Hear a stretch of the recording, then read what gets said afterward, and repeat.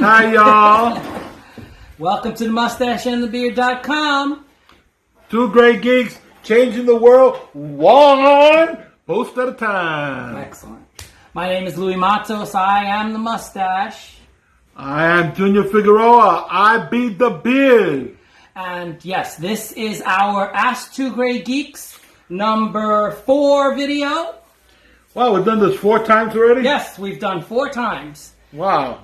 And basically, we ask our followers to ask us questions, and they've complied. Yes. Not only did they comply, but they've given us a ton of questions. And honestly, we expected them to be like quick questions, yes or no.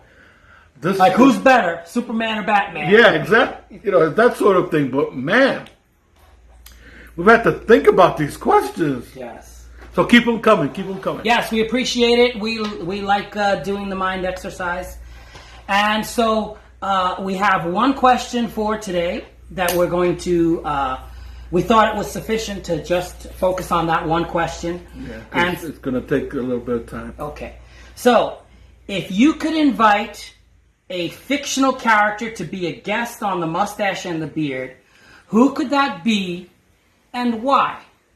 Now, we haven't told each other who we... No, absolutely not. And we don't know what questions we would ask. It would be like a surprise guest coming in here. However, I think I want to take a guess at who you... Really? Yes. Because mine is really out of left field. Oh, really? Yeah. Oh, okay. So but tell me, who I would have thought, obviously, it would be James Bond. You know that I considered asking James Bond. But you know why I rejected asking James Bond? Why? Because there's so many of them? No, because there was no questions that I could ask them that I didn't already know the answer. Oh, okay. you get what? Like, for example, right? Jason, what could you possibly... Not that he could answer. No, exactly. But what could you possibly ask him that you don't already know? I know about all the movies, right? Yeah, you know. So I had thought about Sherlock Holmes, because you know how I am about Sherlock Holmes, right? But he's a nasty man. Oh man, we've been watching Sherlock. Forget it. I wouldn't want him here. So I started thinking in terms of a gentleman, asking a gentleman on that who would act like a gentleman, you know. And the thing is that when I thought gentleman, the thing that popped into my head was Dr. Leonard McCoy from Star Trek, the chief medical officer under Captain Kirk, right? Yeah. So Bones. When I thought gentleman, that's the first thing that popped into my head. I said yes. No matter what, he's going to be polite. He's a Southern gentleman.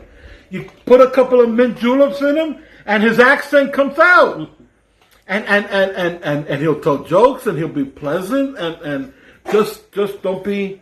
Don't be Vulcan. Don't be Vulcan. Just don't be Vulcan, and he will be pleasant. Right. And then I thought about it, right? There's so many questions I could ask. Because what do we know about Dr. McCoy? He was a physician before he joined Starfleet. Uh-huh. Okay, so what made him give up his medical practice and do something that he is like not loving? Not loving. He right. doesn't love space. Now, it because we also know he's divorced. Was it his marriage breaking up that caused him? That could be. It could be. Uh-huh. I mean, throughout history, people get away from your ex-wife. Get away from your ex-wife as far as possible. How many of those old stories where people joined the French Foreign Legion, right, to get away, to get out of paying child support? Yeah. So Could that be it? Was that his motivation? I could ask him that. Also, he's supposed to have a daughter, Joanna. Where's the daughter? What, how come we never see the daughter? How come we never hear about the daughter? Not that I'm saying necessarily being prying, but there was questions there that could be asked and then if you get into specifics, like that episode of in the original series, for the world is hollow and I have touched the sky, right? Okay. Now that was a planet ship. It has the woman on there has a love affair with McCoy. This was a McCoy love story, and it's supposed to be that in a couple of years they were going to reach the Earth, and McCoy was going to be there to greet her. What happened? What did she die? Is it, what? It would have been around the time after the show got canceled, before the first movie. It would have been in that in between time. That in between time. See, so anyway, I felt like if he had, there were a lot of questions that we could really interview him. We could have really engaged in conversation with him. So my choice, if I could invite a fictional character as a guest star on our show, I would pick Dr. Leonard McCoy, MD, Bones. That was a good choice. That was my choice. Yes. Of all the people on that crew to interview, I think that's probably the best choice.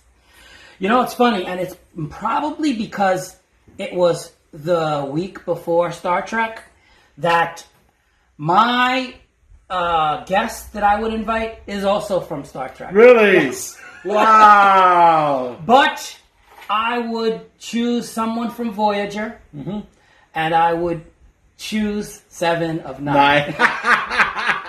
I mean, listen. She's 52 now. Oh my God. And she's still gorgeous. Right. Life still my beating heart. So she could sit between the two of us and we'd be like... she could sit between the two of us and read the phone book and we would be... I was like, oh, what a great guest. Yes. Can you come back? Right, so absolutely, I have questions that, of course, I could ask her. Especially now, because now we're very familiar with her from Voyager. Right. Now there's a gap between her, Voyager and Picard. Man. So much information that she could provide in the interim, leading to where she was in Picard. Right? And what she's part of this organization now that is, it's not pro Starfleet. Right, but they are peacekeepers. Yes. They're like absolutely. space marshals. Right. Like, so she is part of an organization. How did she get there? It's a lot to be. How did they get into to be being a thing? Right. Yeah. And part of it is that whole thing with Data, the Romulans, coming to be people that are set apart, and also androids set apart, and she was part of the androids, partly, kind of a thing. And then, she is a good character because she knows Picard. Mm-hmm. But she never met Picard on Voyager. Correct. We don't know how she met him. Absolutely not. Wow. And, there's a wealth of questions that we could ask her. Yes, I agree. We could invite her several times. Yes. A repeat guest. And ask her if she could come in that silver outfit. Because absolutely the clingy onesie. Yes. That was there's a lot that she would bring to the Mustache and the Beard. Yes, I agree. Some of it, a nice, attractive physical presence. Some of it visual. Yeah, but these are videos. We are a visual medium. But she would also provide some intelligent conversation. Yes.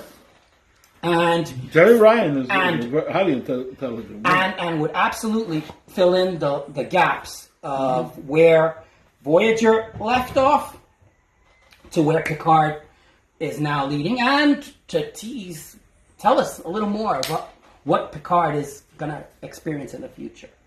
You realize, of course, that you just maybe realize that. You realize, of course, that there's such a gap between Voyager, which was the last chronologically the last series, that Star Trek series that we had, and then Picard. That there's plenty of room there for more than 20 years. There's plenty of room there for them to do prequels to Picard. You know, every time you have a gap like Enterprise and the original series, now we got Discovery. Yeah. Every time there's a gap, they start filling it up. Yeah. So yeah, there's a lot to be asked of her, and again, a female physical presence to give the Mustache and the Beard a little more clout. Yes. So yeah, I was. Yes. So that is I agree. my choice. I love it. Okay, so yeah, we chose some pretty good people. I think both Star Trek. Both Star Trek. You could tell where our mindset was.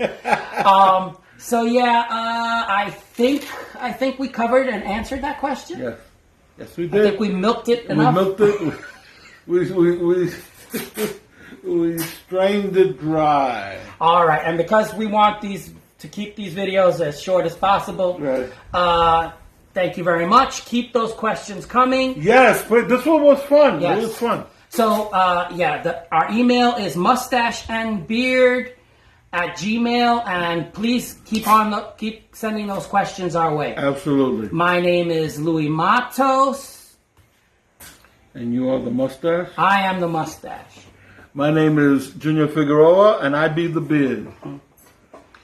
We say, see you later. Hasta la vista. Thank you for watching. And peace.